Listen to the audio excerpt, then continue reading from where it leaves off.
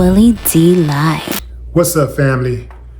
Diddy is on trial in a Manhattan federal courtroom and in the court of public opinion.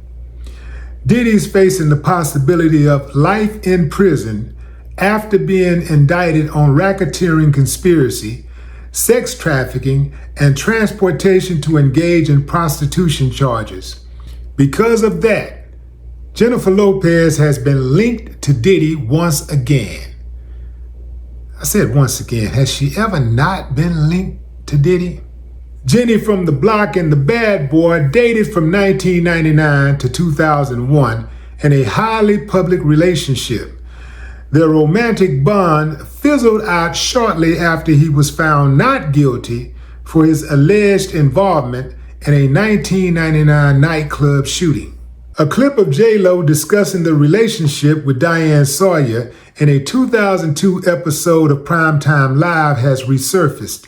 Check out what Diane said. She described Diddy as the man who courted controversy, if not outright danger. She also said he always seems to be the one in control.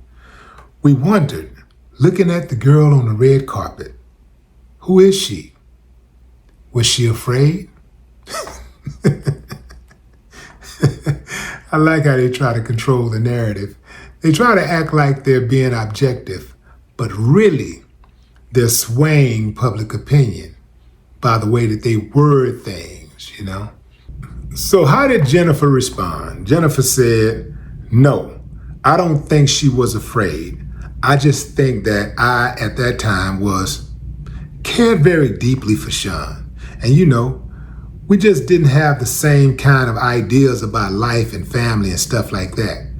Furthermore, she explained that it just wasn't a good relationship for me. It didn't have so much to do with him as it had to do with me at the time. I had to learn to care about myself a little bit more and put up certain boundaries of what I would accept and wouldn't accept because really, he was just being himself. Still, she admitted, when I was unhappy in some way, then I was the one who had to do something, not him. He was doing everything he wanted to do. Some people suspect that JLo saw what Diddy was about early on and took off running. I don't think it would have taken 2 years for her to see what Diddy was about. Diddy is a super freak, and a super freak cannot suppress that type of energy for 2 years with his mane. Nah, I think that he got down with her in similar fashion, but he probably didn't go as far as he went with Cassie. With Cassie, he was able to get buck wild, all the way buck wild. But I don't think that she escaped everything. She saw some of that, absolutely.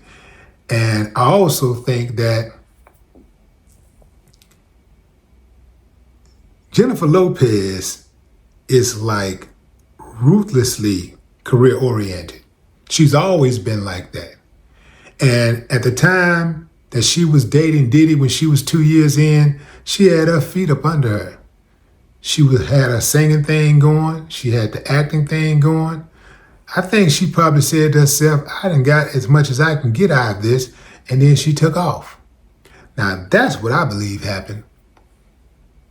Jennifer Lopez has always been ruthlessly career-oriented. And I think also that's probably, the reason why she has some issues with these other guys, because she puts her career first. Cassie never got to that point because apparently when things were going bad, she still needed Diddy. She was still waiting on Diddy, waiting around on Diddy to assign her producers, waiting on Diddy to schedule studio time, everything Diddy, whereas JLo had another lane already established. And so when she saw that Diddy couldn't serve her anymore, that's when she took off. Now, when it comes to JLo's mother, that's an entire different ball of wax. Reportedly, her mother never liked Diddy. It's like, I don't want that guy to be my son-in-law. Hell no. Absolutely not. And I think when the thing went down with the shooting and Jenny was supposedly had the gun, Diddy supposedly passed her the gun to hold the gun and all that kind of stuff, that kind of freaked her people out. And they was like, nah, you need to move on. You need to get away from him. And boom, she got up out of there. But you see how she got out? You telling me Cassie couldn't do the same thing? It was just 2 years in. Cassie could have left. Jenny left. He didn't beat her up. You know what I'm saying? Like, she left. Cassie stayed. Cassie kept on playing the game, hoping that sooner or later she would hit the jackpot. Kind of like going to the casino. You keep going to the casino and you keep getting your head knocked off. You keep losing, but the excitement, is why you go. It's the thrill of the chase. It's the thrill of thinking that sooner or later you're going to hit that jackpot, and if you hit, you're going to be set. And I believe that Cassie kept trying to hit that jackpot and she just couldn't get it. No matter how many times she went to the casino, she could not hit the jackpot. And she just said, well, I'm going to put one more year. I'm going to take one more beating. I'm going to do one more freak off. I'm going to do this. I'm going to take some more this. And it just never panned out for her. So after she left with nothing, she had a dude and they got tired of scratching and scraping. They looking at each other like, man, how can we come up? How can we get some money? I think Cassie and her husband did what a lot of people do when they ain't got nothing else going. They ain't got no money, they ain't got no work, no businesses, nothing really panning out for them. They just take the low fruit, Let me just sue somebody. Who can we sue? I don't know who got money.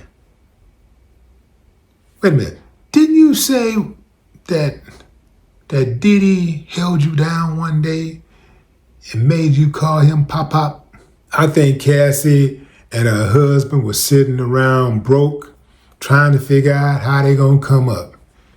And I think the husband was like, you should sue that black son of a bitch. Sue him. Nah, I don't want nothing from him. I'm just done with him. I don't want nothing. I just want to go sue that mother. No, Cassie, no. It'll take forever for us to, I'd have to go get a job. I'm a trainer. I'm a personal trainer. I could never afford the life that you want. I could never get you that. But we can sue this son of a... Well, who can we call? I don't even know where to start. You're Cassie Ventura. I'm sure a lawyer would do it. I'm sure somebody would take on your case. Let me just, who do you know? My Uncle Vinny.